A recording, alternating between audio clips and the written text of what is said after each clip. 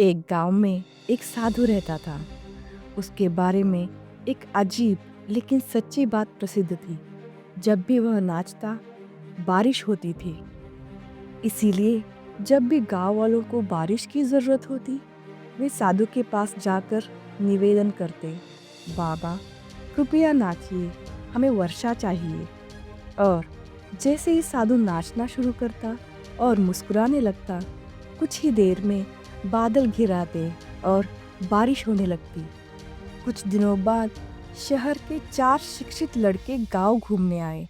उन्हें जब यह बात पता चली कि किसी साधु के नाचने से बारिश होती है, तो उन्हें इस पर यकीन नहीं हुआ। शहरी पढ़ाई लिखाई के अहंकार में उन्होंने गांव वालों को चुनौती दी, अगर साधु के नाचने से बारिश होती है तो हम भी नाचेंगे। अगर हमारे नाचने से बारिश नहीं हुई तो साधु के नाचने से भी नहीं होगी। अगले दिन सुबह सुबह गांव वाले उन चारों लड़कों को लेकर साधु की कुटिया पहुंचे। उन्होंने साधु को सारी बात बताई। साधु मुस्कुराए और बोले, ठीक है, पहले तुम लोग प्रयास करो। पहले लड़के ने नाचना शुरू किया। आधा घंटा बीत गया पर बादल नहीं आए। थक कर वह बैठ गया। दूसरे लड़के ने नाचना शुरू किया। 1 घंटा बीता लेकिन आसमान साफ था। वह भी थक कर बैठ गया।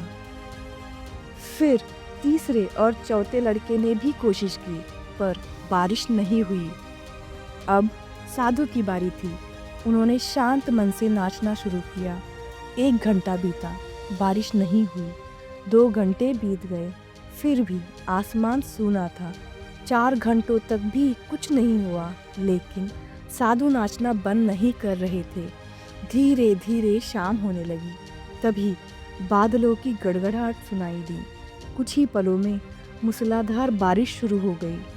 चारों लड़के हैरान रह गए।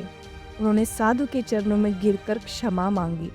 उन्होंने पूछा, बाबा, हमारे नाचने से बारिश क्यों नहीं हुई और आपके नाचने से कैसे हो गई? साधु मुस्कुराए और बोले, जब मैं नाचता हूँ तो 2 बातों का ध्यान रखता हूँ। पहली, मुझे पूरा विश्वास होता है कि अगर मैं नाचूंगा तो बारिश ज़रूर होगी। और दूसरी, मैं तब तक नाचता रहता हूँ जब तक कि बारिश न हो जाए। साधु ने आगे कहा, सफलता पाने वाले लोगों में भी यही गुण होते हैं। उन्हें अपने प्रयास पर पूरा भरोसा होता है और वे तब तक मेहनत करते हैं जब तक सफल ना हो जाए।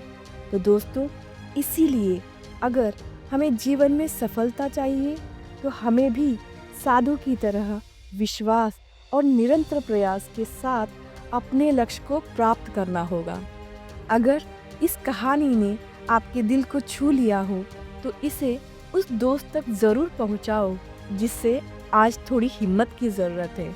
और हाँ, लाइक और सब्सक्राइब करना मत भूलना, क्योंकि अगली कहानी शायद आपकी सोच बदल दे। धन्यवाद।